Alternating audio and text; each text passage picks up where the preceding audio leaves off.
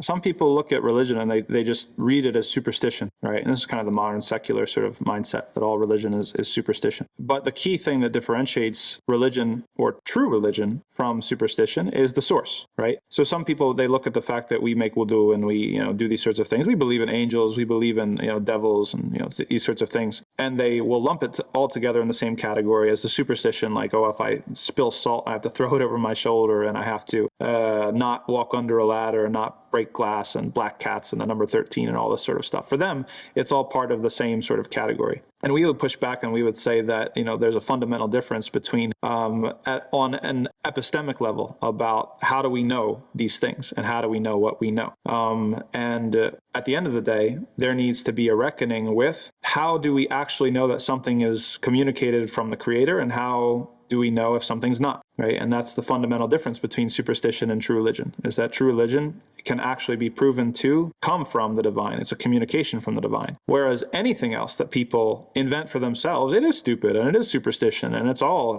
bogus, right? But it's throwing out the baby with the bathwater, so to speak. It's, dismissing everything in a careless and intellectually lazy way to assume that just because true superstition exists, then anything that's claiming some sort of unseen reality must therefore also be superstition, right? No, there's different types and they need to be addressed. And if somebody has the sort of doubt, well, it's like, okay,